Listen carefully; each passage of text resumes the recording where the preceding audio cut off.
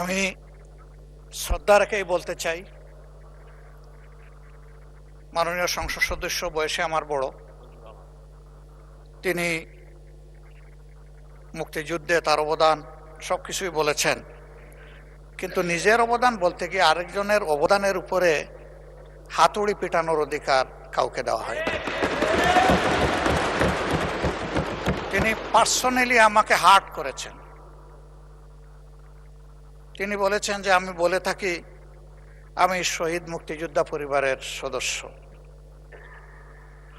তাহলে ইনি এটাকে চ্যালেঞ্জ করছেন। 2 নম্বর, উনি বলেছেন কোনো মুক্তিযোদ্ধা কিংবা শহীদ মুক্তিযোদ্ধা পরিবারের কেউ জামাত ইসলামী করতে পারে না। তাহলে উনাকে জিজ্ঞেস করে করা লাগবে? এটি আমার নাগরিক অধিকার।